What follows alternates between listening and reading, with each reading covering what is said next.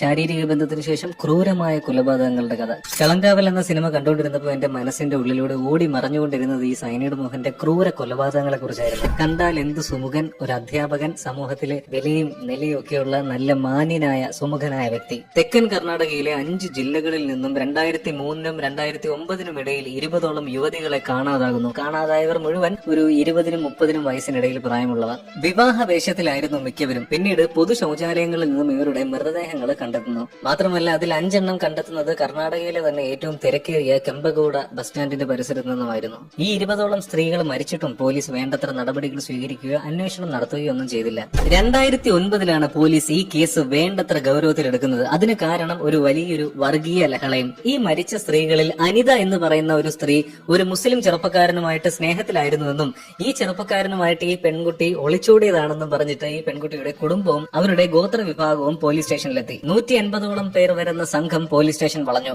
ഇതൊരു വർഗീയ ലഹളയിലേക്ക് പോയിക്കൊണ്ടിരിക്കുകയാണെന്ന് പോലീസിന് മനസ്സിലായി. പോലീസ് അന്വേഷണം ഊർജിതമാക്കി. അവസാനം പോലീസ് അനിതയുടെ ഫോൺ പരിശോധിച്ചതിൽ നിന്നും കാവേരി എന്നൊരു യുവതിയുമായിട്ട് അനിത നിരന്തരം ഫോണിൽ സംസാരിക്കുന്നുണ്ട് എന്ന് തെളിഞ്ഞു. അങ്ങനെ അന്വേഷണം കാവേരിയിലേക്ക് എത്തി. കാവേരിയിലേക്ക് എത്തിയപ്പോഴാണ് ഈ കാവേരി എന്ന യുവതിയെ കാണാതായിട്ട് മാസം 7 or 8 കഴിഞ്ഞിരിക്കുന്നു. അങ്ങനെ കാവേരിയുടെ തിരോധാനത്തിൽ പോലീസ് അന്വേഷണം ആരംഭിച്ചു. കാവേരിയുടെ ഫോൺ കോളുകൾ പരിശോധിച്ചു. ഈ കാവേരി എന്ന യുവതി കാസർഗോഡുള്ള പുഷ്പ എന്ന മറ്റൊരു യുവതിയുമായിട്ട് ഫോണിൽ നിരന്തരം സംസാരിക്കുന്നുണ്ട് എന്ന് കണ്ടെത്തി. അങ്ങനെ പോലീസ് അന്വേഷണം പുഷ്പയിലേക്ക് എത്തി. അപ്പോഴാണ് അറിഞ്ഞത് ഈ പുഷ്പ എന്ന യുവതിയെ കാണാതായിട്ട് 1 വർഷത്തോളമായിരിക്കുന്നു. അങ്ങനെ ഈ ചെയിൻ നീണ്ടുകൊണ്ടേയിരുന്നു. ഒരു യുവതിയിൽ നിന്നും അടുത്ത യുവതിയിലേക്ക് പോലീസിന് ഒരു ചെയിൻ പോലെ കണക്ട് ചെയ്യാൻ പറ്റി. അങ്ങനെ പോലീസിനെ കുഴച്ചുകൊണ്ട് ഈ ചെയിൻ നീണ്ടുകൊണ്ടേയിരുന്നു. അങ്ങനെ ഈ ഫോൺ കോളുകൾ കേന്ദ്രീകരിച്ച് പോലീസ് അന്വേഷണം ആരംഭിച്ചു. അവസാനം കൊല്ലപ്പെട്ട ഒരു പെൺകുട്ടിയുടെ ഫോൺ ഓണായി.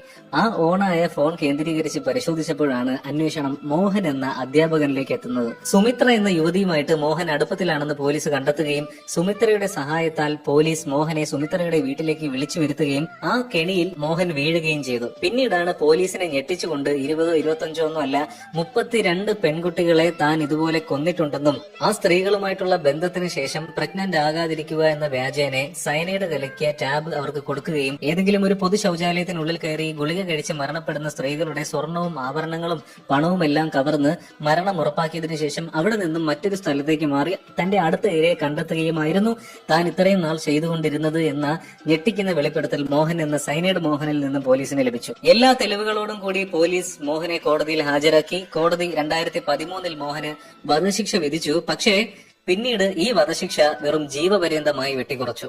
ഇതാണ് ഞാൻ ഈ പറഞ്ഞൊരു ഷോർട്ട് സ്റ്റോറി.